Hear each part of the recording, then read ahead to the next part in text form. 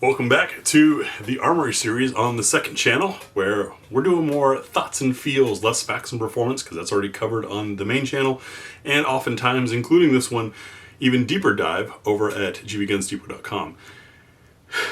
Some of you saw me share on Instagram a screen grab from the shooting video of this, and seeing it now in the camera, it still makes me laugh how tiny this thing looks in my hands. The Bodyguard 2.0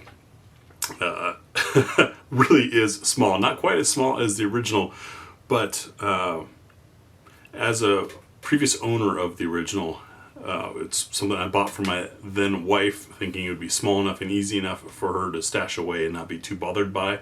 It certainly was small enough and easy enough to stash away. It was not easy to shoot well.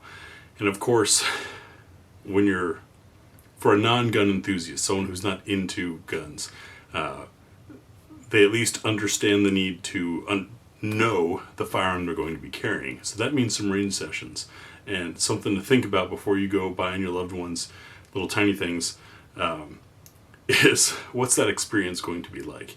Even if you bring something large and comfy to shoot to get them comfortable shooting, stepping into a little guy is not much fun. With the Bodyguard 2.0, I don't think that's going to be as much of an issue. I found recoil to be very controllable, thanks to the fact that it's a lock breech and not a simple blowback. I think they got the spring rate right for the slide, and with the extended magazines, you can get a whole hand grip on there, which helps a whole lot.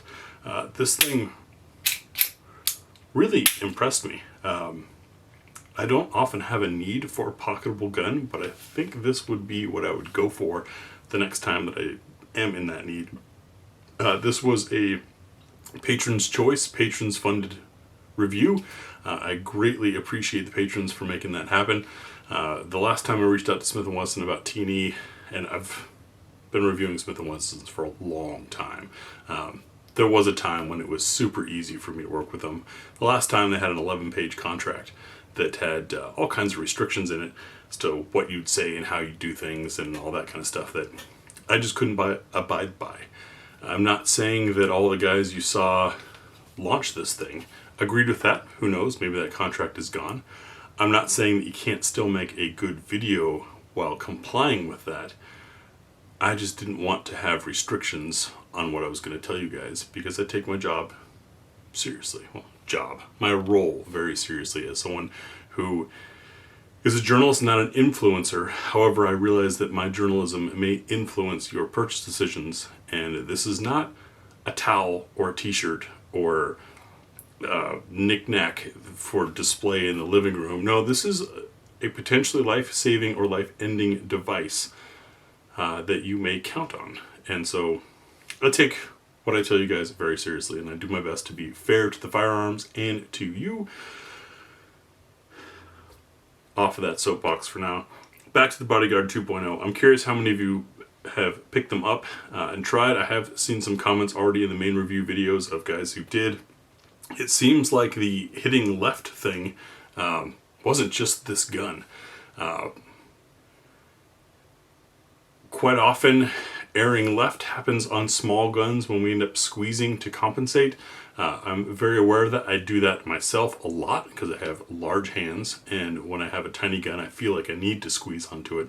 But as you saw in the shooting video, I was very conscious of that and very carefully tried to make sure I wasn't doing it. I still aired left. Tia aired left, and apparently it's happened to a lot of others. Some are saying that their front sight needs to be drifted. This looks centered. As does the rear. I mean, it can be adjusted, but mechanically it seemed like everything was cool here, aside from, as you saw on the tabletop, kind of a funky chamber design, but that wouldn't cause the gun to air left unless the barrel is not properly aligned, which I highly doubt.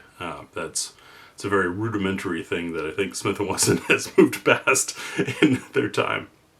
But let me know what your thoughts are on it. One kind of oof almost for me with it is the fact that it's 380.